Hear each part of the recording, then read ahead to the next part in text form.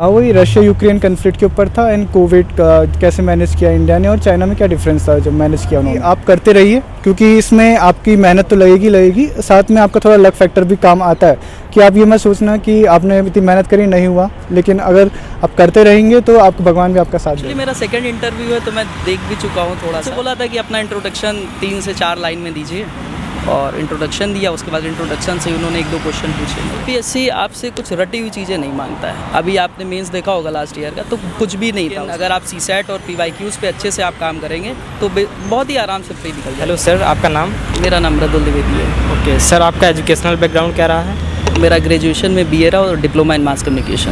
Okay, तो sir ये आपका कौन सा अटेम्प्ट रहा? It is my third attempt and second interview call. Third attempt and second interview call, right? Okay, तो सर इसमें आपने ऑप्शनल क्या ले रखा था? ऑप्शनल मेरा फिलॉसफी था। Philosophy, wonderful. Medium sir? Hindi. Okay, तो सर अगर हम अब आपके इंटरव्यू के बारे में बात करें तो सर जब आपने प्रवेश किया इंटरव्यू उसमें, तो सर पहला मोमेंट कैसा था आपका? एक्चुअली मेरा सेकंड इंटरव्यू है तो मैं देख भी चुका हूँ थोड़ा सा जी। और उसके बाद थोड़ा तो शॉकिंग पैनिक स्थिति रहती है। फिर आप बैठेंगे चेयर पे, वो काफ़ी कुछ आपको रिलैक्स करेंगे, आपसे क्वेश्चन सरल करेंगे जिससे आप थोड़ा सा मतलब पैनिक नहीं होंगे। उसके बाद फिर वो धीरे से अपना एनालिटिकल क्वेश्चन पूछने लगेंगे आपसे। ओके, पहला क्वेश्चन क्या रहा था आपका सर? मुझसे बोला था कि अपना इंट्रोडक्शन 3 से 4 लाइन में दीजिए और इंट्रोडक्शन दिया। उसके बाद इंट्रोडक्शन से उन्होंने 1-2 क्वेश्चन पूछे मेरे। ओके, तो आपके जैसा कि आपका ऑप्शनल फ़िलॉसफी रहा था, राइट? तो इस फ़िलॉसफी ऑप्शनल से आपके कितने क्वेश्चन उन्होंने कवर किए? कितने क्वेश्चन आपसे पूछे? 2 से 3 क्वेश्चन फिलॉसफी ऑप्शनल से पूछे, एक वेस्टर्न से पूछा और 2 इंडियन फिलॉसफी से। इंडियन फ़िलॉसफी से। ओके, तो सर आपका मीडियम जैसा कि हिंदी था और मैं देख रहा हूँ यहाँ पे मतलब हिंदी मीडियम के भी छात्र हैं, लेकिन वैसे कहते हैं कि हिंदी मीडियम में बहुत कम तक इतना वो हो पाता है। तो सर आपका क्या है? आपका हिंदी मीडियम से हैं तो क्या कहना चाहेंगे? कम तो बिल्कुल रहता है, लेकिन अगर आप रिपोर्ट देखें यूपीएससी की तो 10,500 से 11,000 बच्चे प्री क्वालिफाई करते हैं, मेंस क्वालिफाई करते हैं। तो उसमें 10,500 बच्चा तो इंग्लिश मीडियम का रहता है। हिंदी मीडियम केवल 500 बच्चे ही क्वालिफाई कर पाते हैं। तो जब आप प्री कम क्वालिफाई करेंगे तो उसी रेशियो में आपका मेंस भी कम होगा और फाइनल कॉल भी कम होगी। नमस्कार साथियों, वीडियो में आगे बढ़ने से पहले अगर आप एक यूपीएससी के सीरियस एस्पिरेंट हैं तो अनअकैडमी के साथ जुड़कर आप अपनी प्रिपरेशन को बहुत ही शानदार बना सकते हैं। अनअकैडमी का न्यू बैच 6 अप्रैल को स्टार्ट होने जा रहा है, जिसमें आपको 20 बुक्स मिलेगी जो एकदम यूपीएससी के रिसेंट सिलेबस पर आधारित है, जिसमें यूपीएससी का सारा सिलेबस कवर होगा जो हिंदी और इंग्लिश दोनों लैंग्वेज में होगा।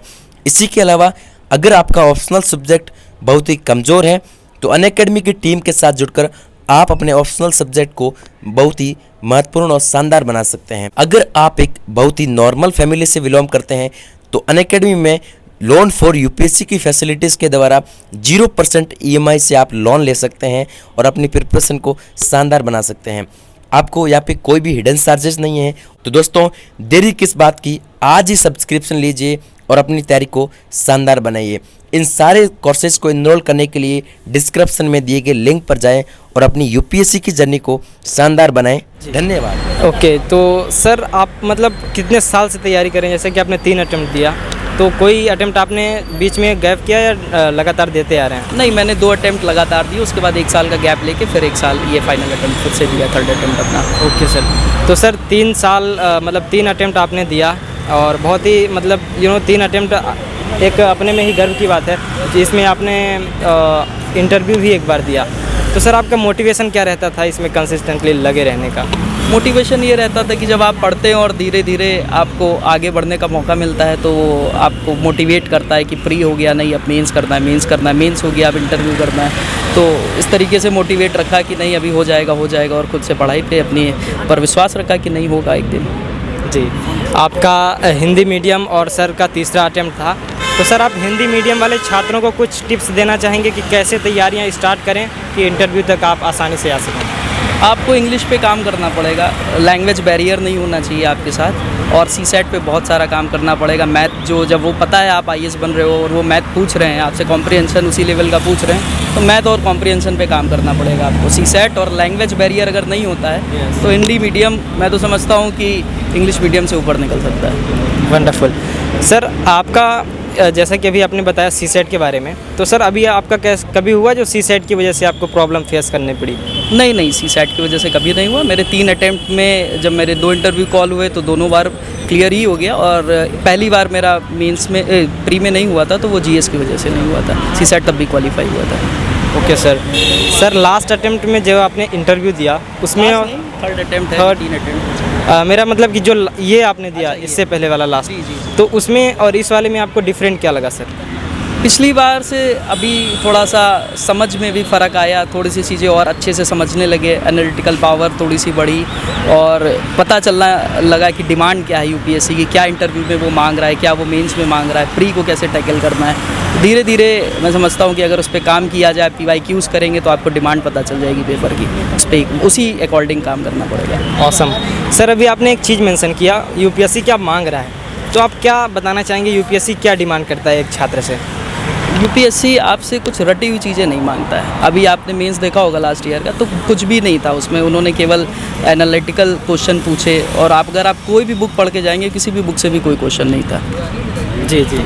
ओके सर, आपका जैसा कि फ़िलासफ़ी ऑप्शनल रहा, तो ये ऑप्शनल आपके मेंस में आपको कितना सहायता किया जाए अगर देखें तो? मेरे एसे के पेपर में काफ़ी इसने हेल्प की, क्योंकि अब की जो एसे था वो फिलोसफिकली एसे थे दोनों, और कोई भी उन्होंने जीएस से नहीं पूछा, ना इकोनॉमी किसी से नहीं पूछा, तो एसे में मेरी काफ़ी हेल्प की। और उसके बाद इथिक्स में मेरा जो पिछली बार इथिक्स वीक था उसमें काफ़ी हेल्पफुल रहा फिलोसफी। ओके सर हमें जैसा सबकी पता है कि मतलब जो प्रीलिम्स का होता है उसमें बहुत बच्चे एग्ज़ाम देते हैं, राइट, लेकिन क्वालिफाई बहुत ही कम लेस बच्चे कर पाते हैं। तो सर आप प्रीलिम्स के लिए कुछ टिप्स बताना चाहेंगे जो हमें प्रीलिम्स में पर्टिकुलर ध्यान देना चाहिए प्रीलिम्स के लिए?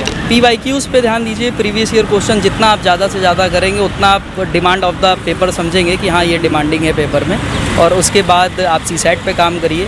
सीसेट तो हर्डल मेन रहता है, इंग्लिश वालों के लिए भी बहुत बड़ा हर्डल है, लेकिन अगर आप सीसेट और PYQs पे अच्छे से आप काम करेंगे तो बहुत ही आराम से प्री निकल जाएगा, कोई इशू नहीं रहेगा। ओके, तो प्री और मेंस दोनों को साथ में लेकर चलें या प्री को बाद में, मतलब मेंस को बाद में देखें प्री के बाद? बिल्कुल भी नहीं। और मैं तो ये कहूँगा कि अगर आप मेंस की अच्छी प्रिपेयर करते हैं तो उसके साथ आप प्री और इंटरव्यू दोनों की प्रिपरेशन कर लेते हैं। मेंस में आप जो पढ़ेंगे, आप करंट पढ़ेंगे, वही हो सकता है आपके इंटरव्यू में पूछ लिया जाए। मेंस का जो करंट आप पढ़ेंगे वो PYQ को क्वेश्चन बना के आपके MCQs में उसमें प्री में पूछ लिया जाए, तो आपको एक साथ ही प्रिपेयर करना पड़ेगा सर। मतलब आपका कहना सर कि प्री, मेंस और इंटरव्यू सबको साथ में अगर लेके चलें तो ये सही मेंस की प्रिपरेशन करें और उसके साथ इंटरव्यू और PT आपका कवर हो जाएगा। जी, बहुत बहुत अच्छा सर। अल्टीमेटली आप हमें, हमारे व्यूवर्स को कुछ बताना चाहेंगे जो हिंदी मीडियम से छात्र हैं, उनको आप कुछ टिप्स देना चाहें जो कि इस प्रिपरेशन के दौरान उन्हें ध्यान रखना चाहिए?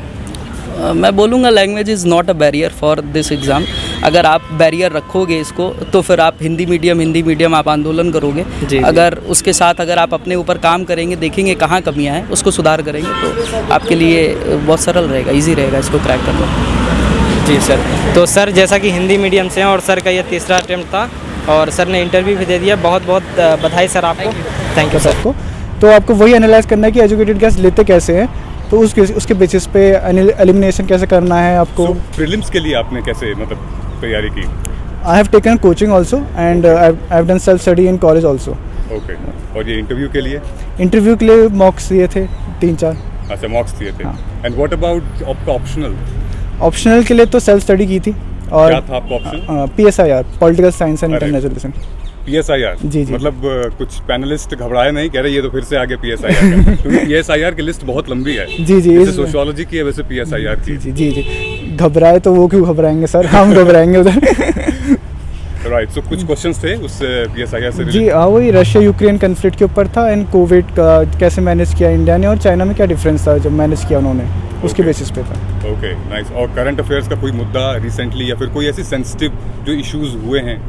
सेंसिटिव इश्यूज पे नहीं था, बस just Russia Ukraine and the data protection bill के आना चाहिए कि क्या क्या प्रोविजंस है उसके अंदर, और कैसे क्या आना चाहिए नहीं आना चाहिए, डेटा थेफ्ट हो रहा है वो सही है कि गलत है। Yes, that's.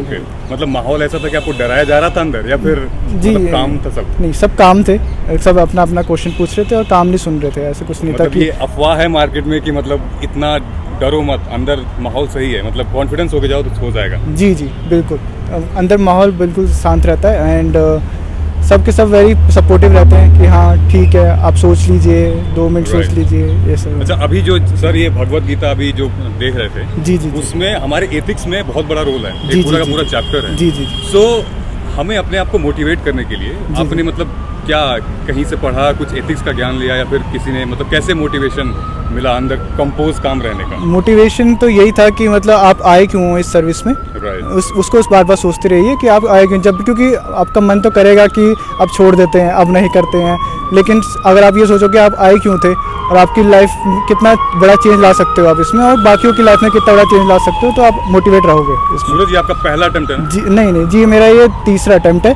क्योंकि फर्स्ट अटेम्प्ट मैंने कॉलेज में दे दिया था, टू टेस्ट द वाटर्स कि कैसा है। उसके सेकंड अटेम्प्ट में मेरा मेंस थे 40 मार्क्स के करीब रह गया था, और उसके बाद ये तीसरे अटेम्प्ट में फिर ये आ गया। बहुत बेहतरीन है, congratulations once again. Thank you. एक स्मॉल मैसेज आप जो देना चाहते हैं, जो एस्पिरेंट्स हैं जो 2022 का एग्जाम देना जी, जी। चाहते हैं, वो उनके लिए क्या होगा आपकी तरफ से? जी वही होगा कि आप करते रहिए, क्योंकि इसमें आपकी मेहनत तो लगेगी, साथ में आपका थोड़ा लक फैक्टर भी काम आता है, कि आप ये मत सोचना कि आपने इतनी मेहनत करी नहीं हुआ, लेकिन अगर आप करते रहेंगे तो आपको भगवान भी आपका साथ देगा। बेहतरीन, क्या बात है। और ये थे हमारे साथ Suraj, amazing interview and we wish you luck.